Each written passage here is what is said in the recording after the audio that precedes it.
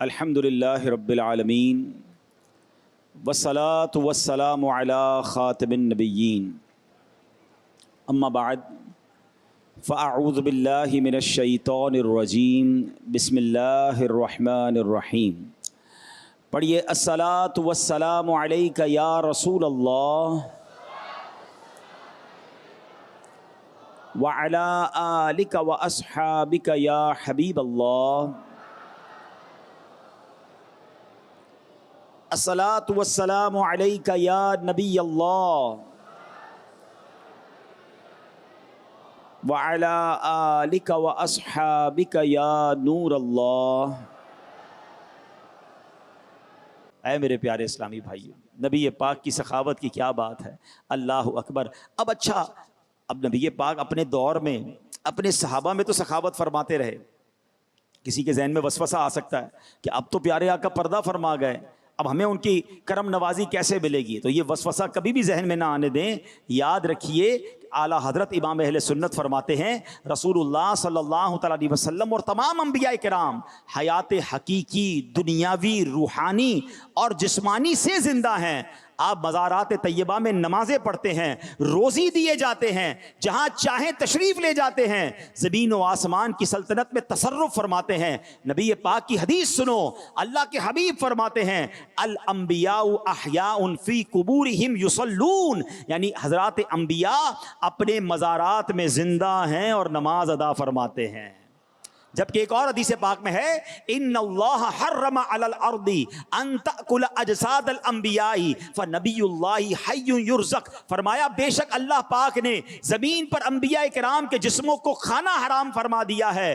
اللہ پاک کے نبی زندہ ہیں اور ان کو روزی بھی دی جاتی ہے. بلکہ علامہ جلال الدین سیوطی شافعی رحمۃ اللہ تعالی علیہ فرماتے ہیں حضرات انبیاء کرام کے لیے مزارات سے باہر جانے اور آسمانوں اور زمین میں تصرف کی بھی اجازت ہوتی ہے. ایسے ہی میرے رضا نہیں لکھتے تو زندہ ہے واللہ تو زندہ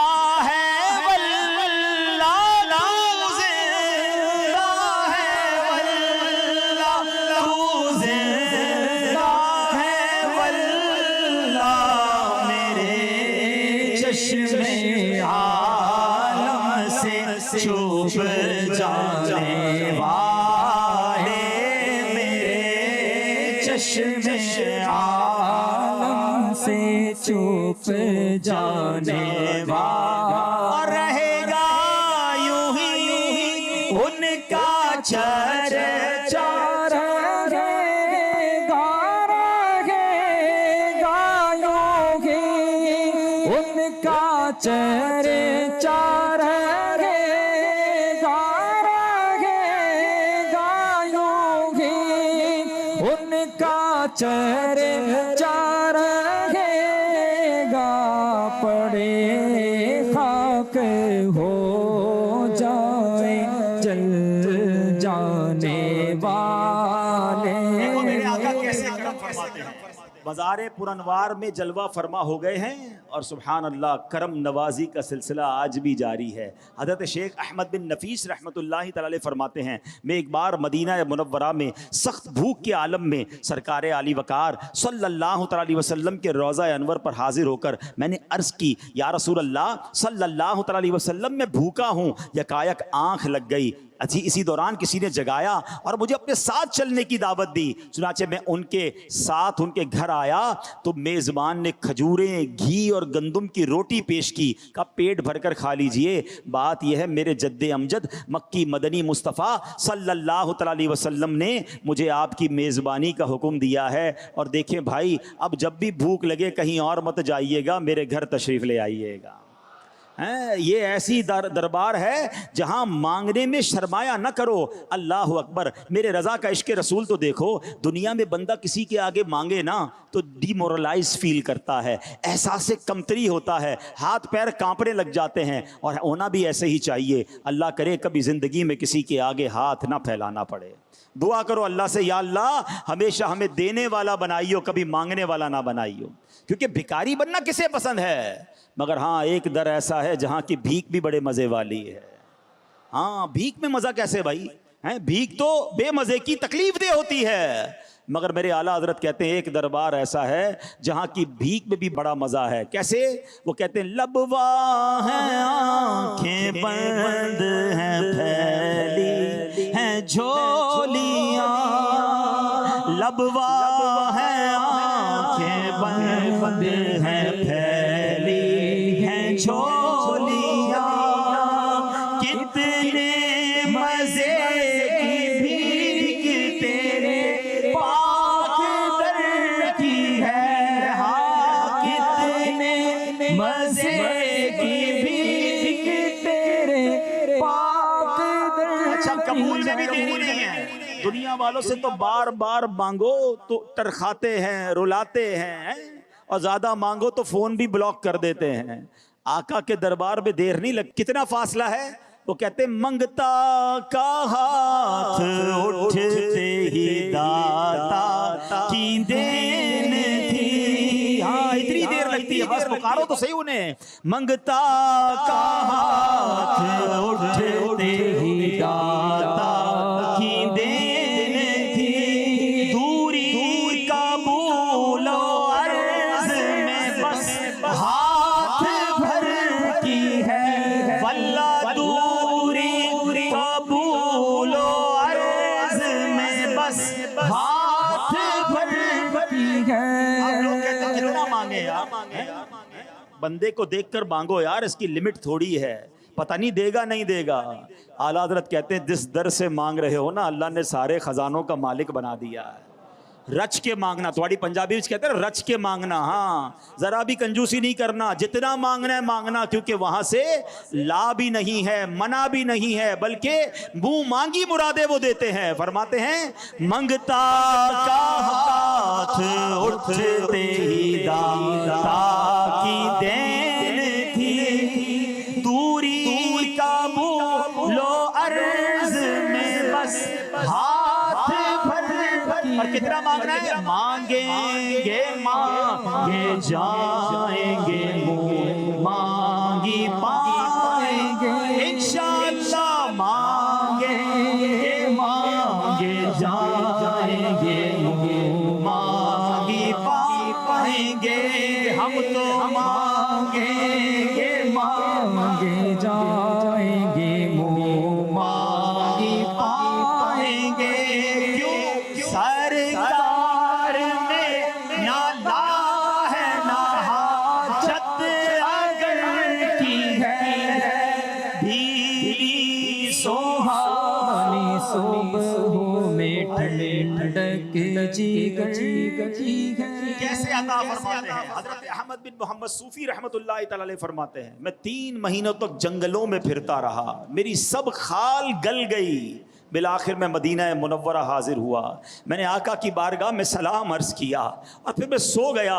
خواب میں رسول اللہ صلی اللہ تعالیٰ علیہ وسلم کی زیارت سے شرف یاب ہوا. میرے آقا فرما رہے تھے احمد تو آ گیا، دیکھ تیرا کیا حال ہو گیا ہے. میں نے عرض کی انا جائعن و انا ضیفک، یا رسول اللہ میں بھوکا بھی ہوں اور حضور آپ کا مہمان بھی ہوں. سرکار دو جہاں صلی اللہ تعالیٰ علیہ وسلم نے ارشاد فرمایا اپنے ہاتھ کھولو. کہتے میں نے ہاتھ کھولا، اس میں چند درم تھے. اللہ اکبر، خواب میں جو چیز ملے نا وہ آنکھ کھلے تو چلی جاتی ہے. حضرت احمد بن صوفی کہتے ہیں آنکھ کھلی مگر ہاتھ میں درم موجود تھے.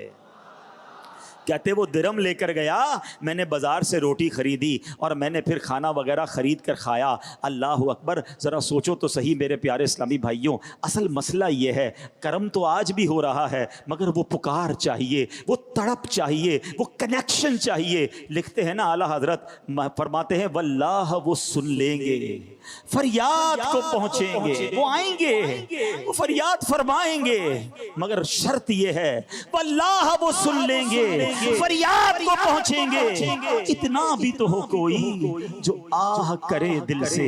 اللہ اکبر. اور مدینے جا کر کوئی عرض کر دے ارے اس سے بہتر جگہ کون سی ہے؟ مٹتے ہیں جہاں بھر کے آلام مدینے میں، بگڑے ہوئے بنتے ہیں سب کام مدینے میں۔ کئی لوگ وہ ہیں جن پر حج فرض ہو گیا مگر وہ حج نہیں کرتے، ان سے پوچھو بھائی کیوں نہیں حج کرتے؟ کہتے ذرا بچی کی شادی کر لوں، کچھ مسائل ہیں پہلے وہ حل کر لوں، کاروبار تھوڑا سیٹ کر لوں، فلاں مسئلہ ہے ختم ہو جائے۔ ارے اللہ کے بندے اگر کسی مسئلے میں ہو تو پہلے مدینے چلے جاؤ، سارے مسئلے وہیں سے حل ہوتے ہیں۔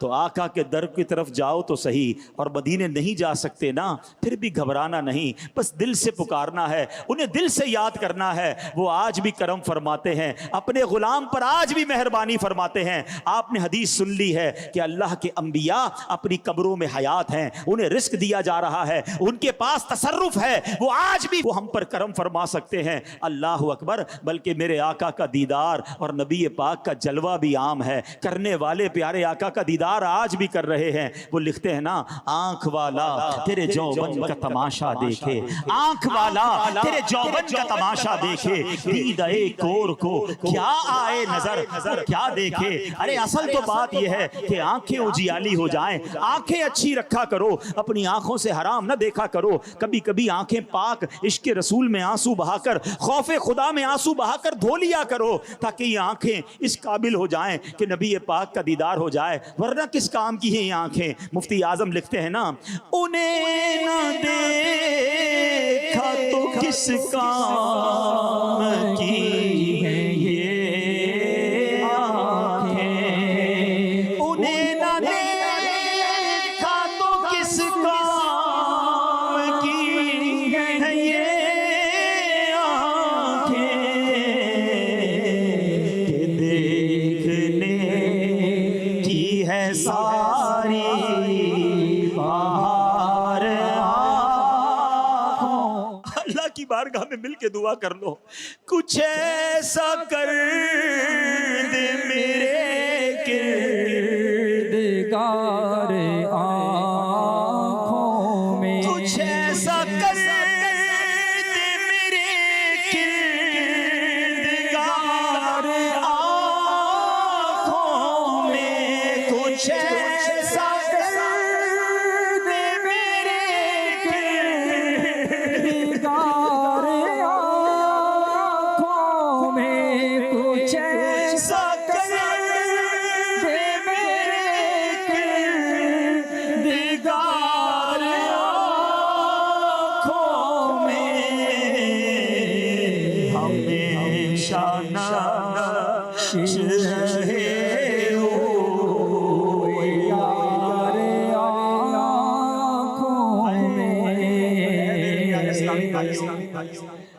اگر آنکھوں سے دیدار مصطفیٰ کرنا ہے نا تو حرام نہ دیکھا کرو، ان آنکھوں کو گندی نہ ہونے دو، نبی پاک کے دیدار کے شوق کو بڑھاؤ، درود پاک کی کثرت کرو۔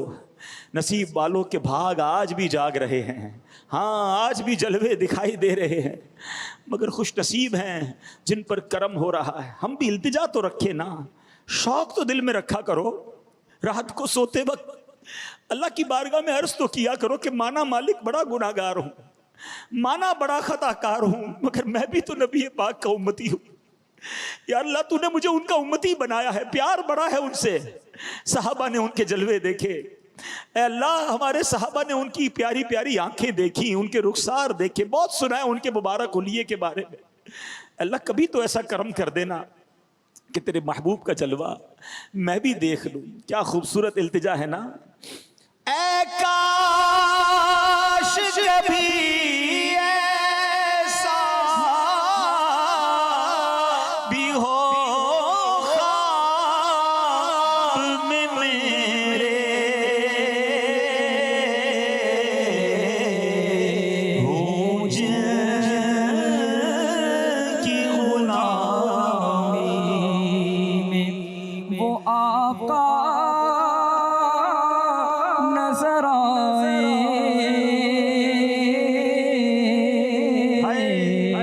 ہوں جن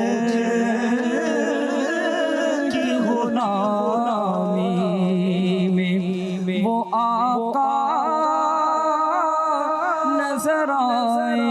یا رسول اللہ، آپ کے غلام بیٹھے ہیں، آنکھیں اشک بار ہیں، آپ کی سخاوت کا ذکر ہو رہا ہے۔ حضور آپ سے تو جس نے جو مانگا آپ نے عطا فرمایا.